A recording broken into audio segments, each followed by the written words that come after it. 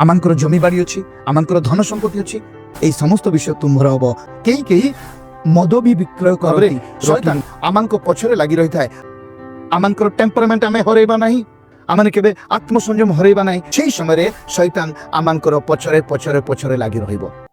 प्रभु जीशुଙ୍କ बहुमूल्य नामरे the mystery of God's word YouTube channel को आपण मानक स्वागत करे। पुनर्बार यह सुजोग पाइथिबारु मु प्रभु को विशेष धन्यवाद दिए। प्रभु महान अटंती, प्रभु आश्चर्य अटंती, आउ ताहांकर प्रेम अतुलनीय अटे आमानक प्रति। तेणु यह सुजोग आमाने पाई आसुछु ताहांकर वाक्य रे जे ध्यान करंती सदा सर्वदा आउ सेई माने धन्य। आउ आज प्रभु आमानकु एक सुजोग दैचंती आउ गोटे वीडियो प्रस्तुत करिया पई आउ गोटे शिक्षा प्रस्तुत करिया पई। तेणु प्रभु गौरवान्वित हुंतु। मनुष्य अनेक समय भावी थाए मु सुरक्षित अटे, किंतु मनुष्य सुरक्षित नुहति। एक्सीडेंट रु आम सुरक्षित ही परिबा सत कथा। आमाने आउ अनेक दुर्घटना रु आमाने रोग बेमार रु सुरक्षित ही परिबा सत कथा, किंतु आमाने गोटे विषय रे आमाने सुरक्षित नहु। कारण शैतान आमानक पछरे सदा सर्वदा लागि रही थाए। शैतान आमानक पछरे लागि रही थाए, एपरिकी आमानकर उद्धारकर्ता प्रिय प्रभु जीशुंक पछरे शैतान लागि रहिला। जेतबेले प्रभु जीशु आपा जल दीक्षा ग्रहण कले, कपत रूपरे पवित्र आत्मा अवतरण कले एवं स्वर्ग उन्मुक्त हो गला। स्वर्गरु एही बाणी आसिला, ए आंभर प्रिय पुत्र, एहांक ठारे आंभर परम संतोष। एही उक्ति उच्चारण परे आ शैतान द्वारा जीशु ख्रीष्ट निजे परीक्षित होउचंती। तेणु आमाने मनुष्य भावरे अनेक समय आमाने असुरक्षित, मनुष्य भावरे आमाने शैतान रो प्रलोभन आमाने पड़ी थाउ। मनुष्य भावरे शैतान आमानक पछरे लागि रही थाए। आत्मिक भावरे हो कि शारीरिक भावरे शैतान परीक्षा आनी देई थाए आम जीवन रे। आउ आमाने जीशुंक एई जीवन रु आमाने जानि पारुछु, जेतेबेले जीशु आपा अभिषेक पाउचंती, स्वर्गरु बाणी आसुची, से ताहांकर पुत्र अर्थात पितांकर पुत्र, पिता परमेश्वर पुत्र अटंती। तथापि जल दीक्षा ग्रहण कला परे से शैतान द्वारा परीक्षित होउचंती। से मोर प्रांतर को जाउचंती एवं परीक्षित होउचंती। सतर मोर बंधुगण, आमाने आज असुरक्षित, आमाने हुए तो दुर्घटना सुरक्षित हो पारिबा सत कथा, रोग बेमार सुरक्षित हो पारिबा सत कथा, किंतु शैतान रु आमाने सुरक्षित नहु। शैतान सदा सर्वदा चाहि थाए प्रभुंकर प्रिय लोक माननकु तले पके देबा पई। एपरिक से उद्धार करते जीशुंकु मध्य से प्रकार चाहिए आत्मिक भावरे जीशुंकु ए परीक्षा आनी दउचंती। पवित्र आत्मांकर कर्तृत्व द्वारा से मरु प्रांतर को जाउचंती। जे कोनोसी मरु प्रांतर को, अर्थात आमाने जदि भाबी नबा सिंह पर्वत पाखापाखि मरु प्रांतर स्थान को जीशु आपांकर से आत्मा को नहीं जाइथिबो। जीशु आपा आत्मा द्वारा आत्मिक भाव परीक्षित होउचंती। जीवंत वाक्य आमान को कहे से जीशु शैतान द्वारा परीक्षित हेबा निमंते आत्मा कर्तृत्व प्रांतर को नीत हेले, पुणी 40 दिन और 40 रात्रि उपवास करी शेष क्षुदित हेले। प्रिय प्रभु जीशु ख्रीष्ट एठारे परीक्षित होउचंती, से प्रांतर को नीत हो जाउचंती एवं परीक्षित होउचंती। मोर प्रिय बंधुगण, सतरे प्रभु जीशु को जेतेबेले शैतान परीक्षा करूअछि, तेबे आमानकु कोन से छाड़िबो ना। आमाने सेइथिरु वर्ती पारिबानी। जेतेबेले आमाने अभिषेक प्राप्त हेइछु बोली भाबिबा, जेतेबेले आमाने आशीर्वाद प्राप्त हेइछु बोली भाबिबा, सेही समय शैतान आमानकर पछरे पछरे पछरे लागि रहिबो। जे प्रकार साधु पाउल निज विषय कहउचंती, आमाने द्वितीय कोरिन्थियो जदि 12 पर्व 7 पद देखिबा, सेठे गोटे कथा कहंती। से आसंतु आमाने पढ़ी देबा। एठे आमाने देखुछु साधु पाउल निजे कहउचंती, एणु मु जेपरि अतिशय गर्वी न हुए एथिनिमंते मते प्रहार करिवा पई मोर शरीर रे शैतान रो दूत स्वरूप गोटे कंटक दियागला। गोटे शैतान रो मेसेंजर स्वरूप, शैतान रो दूत स्वरूप गोटे कंटक दियागला। एथिरे आमाने जानि पारुछु प्रभुंकर सेवक मानक पछरे शैतान सदा सर्वदा लागि रही थाए। आसंतु आमाने देखिबा आमानकर प्रिय प्रभु जीशुंको कि प्रकार से परीक्षा करूचंती, क्यों क्यों विषय नहीं से परीक्षा करुँच प्रथम आम जदि देखा जीशु ख्रीष्ट को से कहते जदि तुम्हें ईश्वर पुत्र तेबे यही पत्थर को रोटी होगापी आज्ञा दियो।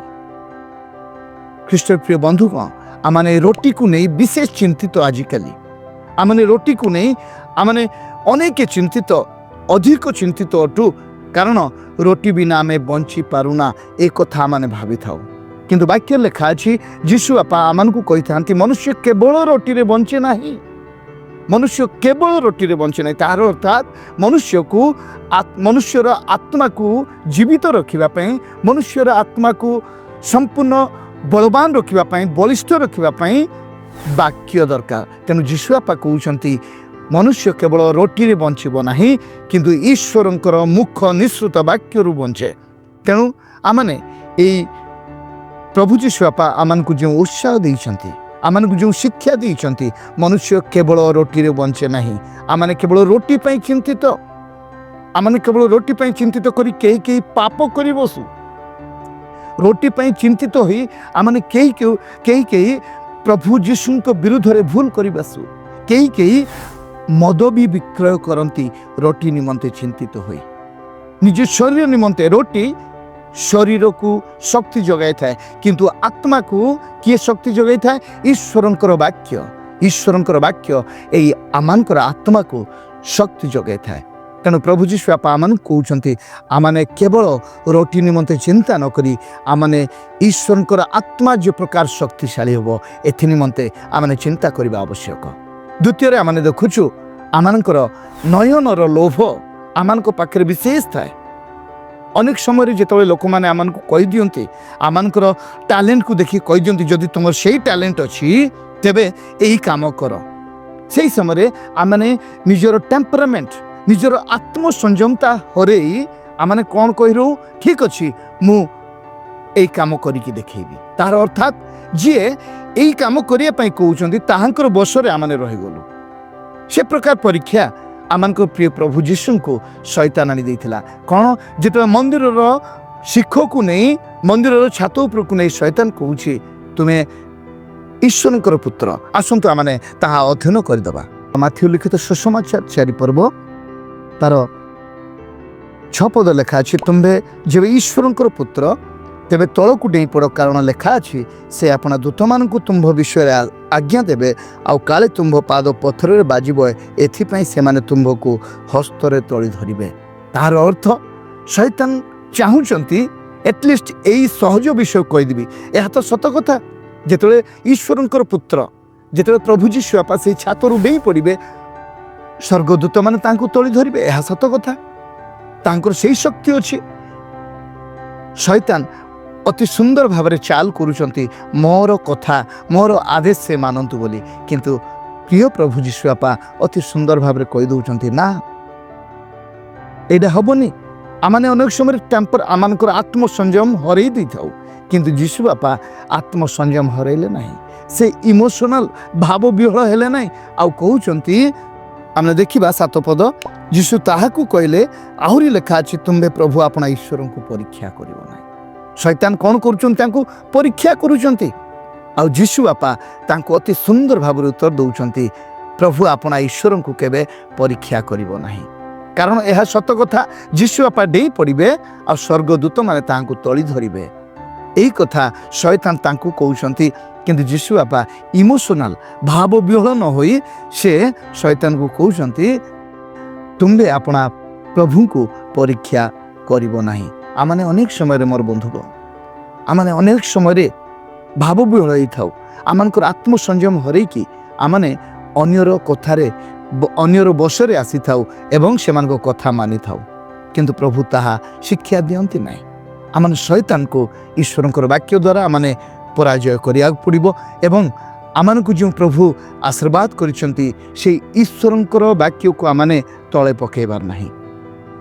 तापरे आमने तृतीय आमने कौन भावी थाउ लौकिक गर्व आमनक मध्य आसी थाए आमनकर पोजिशन आमनकु कौन कर दे थाए जाबुड़ी धरी थाए जदि आमनकर पोजिशन अच्छी आमन कौन कर गर्व करि थाउ आमनकर सम्मान रे आमने गर्व करि थाउ आमनकर जमी बाड़ी अच्छी आमनकर धन संपत्ति अच्छी यही समस्तरे आम गर्व करिथाउ किंतु प्रभु आमन को कहवा पई चाहती जे तुम्हे यही सबुरे बशीभूत हुआ नहीं। शैतान उच्च पहाड़ को उच्च पर्वत को नहीं जाउछंती एवं देखी दउछंती यही समस्त विषय तुम्हर हब जदि तुम्हें मते प्रणाम करिवो। आमने मनुष्य भावरे अनेक समय आमने भूल करि बसु, अनेक समय आमने शैतान जाल रे पड़ी जाऊ। एठार प्रभु आमनको शिक्षा दियंती ना धन लालसा पाए, आमनको संपत्ति लालसा पाए, आमनकर पदवी लालसा पाए आमने अन्य को प्रणाम करि थाउ, अन्य उपरे अन्य को आमने सम्मान दे थाउ, संभ्रम करि थाउ। किंतु प्रभु यीशु बापा एठार कहउछंती केवल ईश्वर को आमने प्रणाम करिबा दरकार। आमने पैसा पाए, आमने संपत्ति पाए, आमे धन पाए, आमनकर जागा बाड़ी पाए, आमनकर पदवी पाए आमने अन्य को प्रणाम कर दी थाउ। अन्य यदि कहे तुम्हें मते प्रणाम कर आ यही समस्त विषय देवी आमे प्रणाम कर दी थाउ, डायरेक्टली इनडायरेक्टली आमने प्रणाम कर दी थाउ। किंतु प्रभु आमन को शिक्षा दियंती केवल ईश्वर प्रणाम पाइबा पई योग्य अटंती, केवल आमने ईश्वर को ही प्रणाम करने आवश्यक। तेणु यीशु बापा शैतान को कहउछंती माथ्यू 4:10 लेखा अछि तहिरे यीशु ताहाको कहले दूर हो शैतान कारण लेखा अछि तुम्बे प्रभु अपना ईश्वर को प्रणाम करिवो पुनि केवल ताहांकर उपासना करिवो। प्रिय बंधुगण आमने एई क्षेत्र मानकरे आमने हारी पड़ी थाउ, एई क्षेत्र मानकरे आमने तळे पड़ी जाई थाउ, आमने हारी जाई थाउ। किंतु प्रभु आमनको शिक्षा दियंती रोटी रे केबे आसक्त हेबानी। प्रभु आमनको कहउछंती केवल मनुष्य रोटी रे बंचे नाही, आमनकर टेम्परामेंट आमे हरेबा नाही, आमने केबे आत्मसंयम हरेबा नाही एवं शैतान रो बसरे आमने जीवा नाही। आ तृतीय देखुतलु आमने केबे धन लोभ ही संपत्ति पाई, प्राचुर्य पाई, पदवी पाई आमने शैतान को प्रणाम करिबा नाही। कारण प्रणाम पाइबा पाई केवल योग्यतम ईश्वर से होउछंती आमनकर परमेश्वर स्वर्गस्थ पिता, आमनकर सदा प्रभु से संभ्रम गौरव समस्त कर्तापण पाइबा पाई योग्य अटंती। तेणु प्रिय बंधुगण प्रभु आमनको यही शिक्षा दियंतु, यही चेतना दियंतु। आमने जो क्षेत्र मानकरे आमने पड़ी जाउछु, आमने हारी जाउछु सेई सबुरे आमने निजको स्ट्रांग करिबा। सेई दिन यीशु बापा आत्मिक भाबरे गले मध्य आत्मिक भाबरे से परीक्षित होउचंती शैतान द्वारा, शैतान तांको परीक्षा करूचंती किंतु कौनसी थिरे यीशु ख्रीष्टन को हरई पारु नाहंती। कारण से उद्धारकर्ता, से परित्राण करता, से पिता ईश्वरंकर, से स्वर्गस्थ पिता ईश्वरंकर, से सदा प्रभुंकर पुत्र अटंती। यीशु बापा केबे एई समस्त क्षेत्र रे हारी जाउ नाहंती, से शैतान को पराजित करूचंती। शैतान को शेषर कहउचंती दूर हो शैतान, प्रणाम करिबा कथा जेतले शैतान कहउचंती सेही समय यीशु ख्रीष्ट कहउचंती केवल परमेश्वर को प्रणाम करिबा आवश्यक एवं तांको घोड़ी दउचंती। तेणु प्रभु आमनको आशीर्वाद करंतु। आमन मध्य किछि कांशरे दुर्बल अछु आ सेई दुर्बल विषय गुड़ाक आमने काढ़ी देबा। यीशुंकर एई जो तीनोटी विषय आम देखुछु, अभिषेक प्राप्त व्यक्ति माने, प्रभुंकर सेवक माने जेतेबेले आउ भाभी थांती सुरक्षित बोली सेही समय शैतान आमनको परीक्षा आनी देई थाए। तेणु प्रभु दया करंतु, आमनको मध्य विजय वीर करंतु, कारण से विजय वीर अटंती।